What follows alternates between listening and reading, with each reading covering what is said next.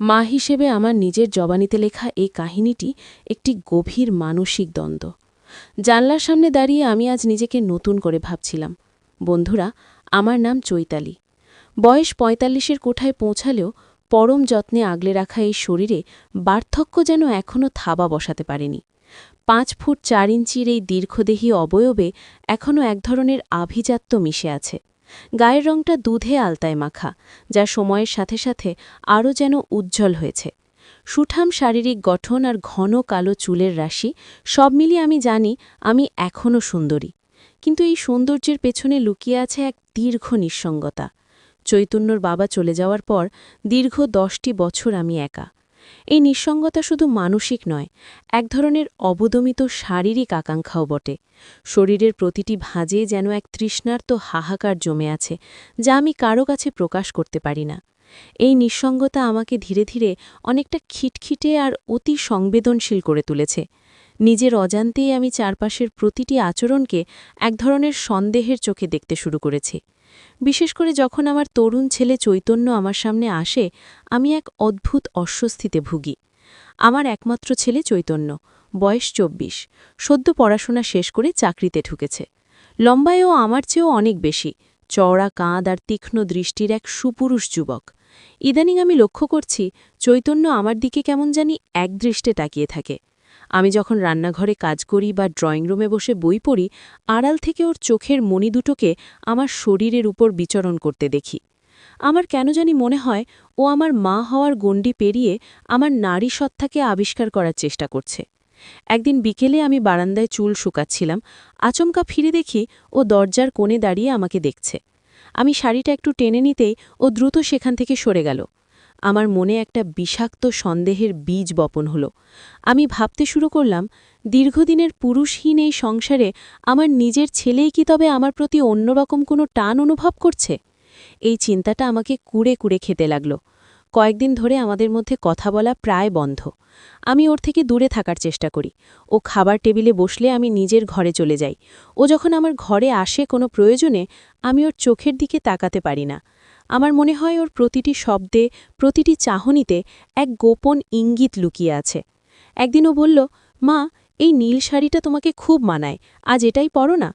ওর এই সহজ কথাটা আমার কানে তীরের মতো বিঁধল। কেন ও আমার শাড়ির রং নিয়ে কথা বলবে?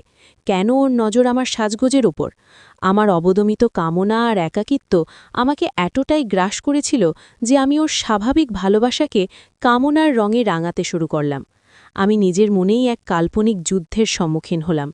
একদিকে মাতৃত্বের পবিত্রতা, অন্যদিকে এক অদ্ভুত লালসার সন্দেহ। সেদিন রাতে বাইরে মুষলধারে বৃষ্টি হচ্ছিল। বিদ্যুৎ নেই সারা বাড়িতে। আমি মোমবাতি জ্বালিয়ে নিজের ঘরে বসেছিলাম। দরজায় মৃদু কড়া নাড়ার শব্দ হলো। আমি জানি ওটা চৈতন্য। আমার বুকটা ধক করে উঠল। ও ঘরে ঢুকে অন্ধকারে আমার খাটের পাশে বসল। ও কোনো কথা বলছিল না, শুধু ওর নিঃশ্বাসের শব্দ পাচ্ছিলাম। আমি ভয়ে এবং উত্তেজনায় ঘামতে শুরু করলাম। ও হাত বাড়িয়ে আমার পায়ের কাছে কিছু একটা খুঁজতে লাগল। আমি চমকে উঠে পা সরিয়ে নিলাম। ও শান্ত গলায় বলল, মা, তোমার কি শরীর খারাপ? তুমি ইদানিং খুব অস্থির থাকো। ওর গলার স্বরটা কেন জানি আমার কাছে খুব গাঢ় মনে হলো। আমি কোনো উত্তর দিলাম না। আমার মনে হলো এই অন্ধকারের সুযোগ নিয়ে ও হয়তো কোনো অনৈতিক পদক্ষেপ নিতে চায়। কিন্তু ও কিছুই করল না। কিছুক্ষণ পর দীর্ঘশ্বাস ফেলে ঘর থেকে বেরিয়ে গেল। পরদিন সকালে আমি সিদ্ধান্ত নিলাম, আমি আর চুপ থাকব না। ওর এই ধরনের ইঙ্গিত আমাকে অতিষ্ঠ করে তুলেছে। কিন্তু সমস্যা হলো, ও তো সরাসরি কিছুই বলছে না। ওর প্রতিটি কাজই খুব সূক্ষ্ম। ও যখন আমার পিঠের ওপর দিয়ে হাত বাড়িয়ে টেবিল থেকে জলের গ্লাসটা নেয়, আমি শিউরে উঠি। ও যখন আমার ঘরের আলমারি গোছাতে সাহায্য করে, আমার মনে হয় ও আমার ব্যক্তিগত জিনিসের ওপর দখল নিতে চাইছে। এই মানসিক যন্ত্রণা আমাকে পাগলের মতো করে দিচ্ছিল। আমার নিজের সৌন্দর্যই যেন আমার কাছে শত্রু হয়ে দাঁড়ালো। আমি ভাবলাম, আমার এই শরীরই কি তবে আমার ছেলের মনে পাপের উদয় ঘটাচ্ছে? আমি নিজেকে অপরাধী ভাবতে শুরু করলাম। আবার একই সাথে চৈতন্যর প্রতি এক ধরনের তীব্র ঘৃণা আর ভয় তৈরি হলো।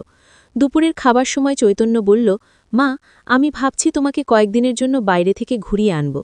তুমি খুব একা হয়ে গেছ। আমি ওর দিকে তাকালাম। ওর চোখে এক অদ্ভুত আকুতি। আমি মনে মনে ভাবলাম, বাইরে ঘুরতে নিয়ে যাওয়া মানেই কি নির্জনতার সুযোগ খোঁজা? আমি তিক্তস্বরে বললাম, আমার কোথাও যাওয়ার দরকার নেই, তুই নিজের কাজে মন দে। চৈতন্য একটু অবাক হলো, তারপর মাথা নিচু করে খেতে লাগল। ওর এই শান্ত ভাবটাকেও আমার অভিনয় মনে হলো। আমার মনে হলো ও আমাকে মানসিকভাবে ফাঁদে ফেলার চেষ্টা করছে। মা ছেলের সেই পবিত্র সুতোটা যেন আমার সন্দেহের আগুনে পুড়ে ছাই হয়ে যাচ্ছিল। সন্ধ্যায় আমি ড্রয়িং রুমে বসেছিলাম, চৈতন্য হঠাৎ এসে আমার সামনে হাঁটু গেড়ে বসল। আমার খুব কাছে ওর মুখ। ও বলল, মা, তোমার কি মনে আছে ছোটবেলায় তুমি আমাকে জড়িয়ে ধরে গল্প বলতে? এখন আর কেন বলো না? আমি থরথর করে কাঁপতে শুরু করলাম। ও আমার হাতটা ধরতে চাইল। আমি ছিটকে উঠে দাঁড়ালাম। আমার চেঁচিয়ে বলতে ইচ্ছে করছিল, খবরদার, আমায় ছোবে না। কিন্তু আমি শব্দহীন হয়ে গেলাম। ও আমার চোখের দিকে তাকিয়ে রইল। সেই চোখে এক গভীর বেদনা ছিল, যা আমি তখন বুঝতে পারিনি। আমি মনে করেছিলাম ওটা শিকারী বাঘের মতো এক ধরনের তৃষ্ণা। আমি দ্রুত নিজের ঘরে গিয়ে দরজা বন্ধ করে দিলাম। সারা রাত আমি ঘুমাতে পারিনি। পরদিন সকালে আমি আর সহ্য করতে পারলাম না। চৈতন্য যখন আমার ঘরে চা নিয়ে এলো, আমি ওর হাত থেকে কাপটা কেড়ে নিয়ে ছুঁড়ে ফেলে দিলাম। চিৎকার করে বললাম, তোর মনে কি চলছে আমি সব জানি। চৈতন্য, তুই আমাকে অন্য চোখে দেখিস, তাই না? তোর সাহস হয় কি করে আমার দিকে ওভাবে তাকানোর? চৈতন্য পাথর হয়ে দাঁড়িয়ে রইল। ওর চোখ দিয়ে টপ টপ করে জল পড়তে লাগল। ও খুব ধীর স্বরে বলল, মা, তোমার কি সত্যি তাই মনে হয় আমি তোমাকে অন্য চোখে দেখি? আমি বললাম, হ্যাঁ, তোর প্রতিটি আচরণ, তোর চাহনি সব তাই প্রমাণ করে। চৈতন্য পকেট থেকে একটা ডায়েরি বের করে আমার সামনে রাখল। বলল, এটা পড়ো মা। আমি বলতে চেয়েছিলাম, কিন্তু ভয় পাচ্ছিলাম পাছে তুমি আরও ভেঙে পড়ো।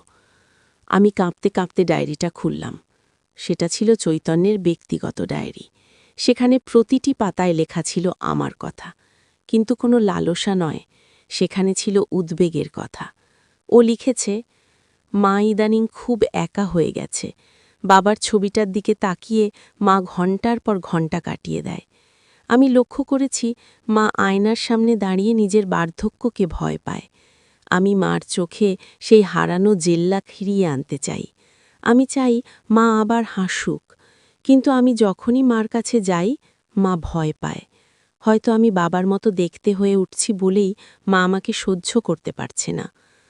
ডায়েরির শেষ পাতায় লেখা ছিল, ও একজন ভালো সাইকোলজিস্টের অ্যাপয়েন্টমেন্ট নিয়েছে আমার জন্য, কারণ ও বুঝেছিল আমি ডিপ্রেশনে ভুগছি। আমার সারা শরীর অবশ হয়ে এলো। আমি কি ভেবেছি আর বাস্তবতা কি ছিল? আমি ডায়েরিটা জাপটে ধরে মেঝেতে বসে পড়লাম।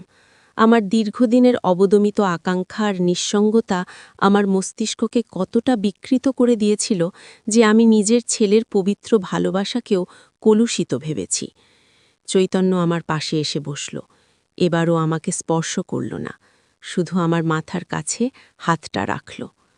আমি ওর পায়ের উপর মাথা রেখে ডুকরে কেঁদে উঠলাম। বললাম, আমাকে ক্ষমা কর বাবা, আমি নিজের মনের অন্ধকার দিয়ে তোকে বিচার করেছি। চৈতন্য আমাকে জড়িয়ে ধরল। সেই স্পর্শে কোনো কামনার লেশ ছিল না, ছিল এক পরম নির্ভরতা। আমি বুঝলাম, মনের ভেতরে যদি সুস্থতা না থাকে, তবে জগতের সবচেয়ে পবিত্র সম্পর্কগুলোকেও বিষাক্ত মনে হয়। একাকিত্ব এবং মানসিক অবসাদ অনেক সময় মানুষের বিচারবুদ্ধি লোপ করে দেয়। কোনো মানুষকে তার আচরণ দিয়ে বিচার করার আগে তার উদ্দেশ্য বোঝার চেষ্টা করা উচিত। বিশেষ করে পারিবারিক সম্পর্কে সন্দেহের জায়গা না রেখে খোলামেলা আলোচনার মাধ্যমে যে কোনো সমস্যার সমাধান করা সম্ভব। মনের কালিমা অনেক সময় পবিত্রতম সম্পর্ককেও অন্ধকার আচ্ছন্ন করে তোলে।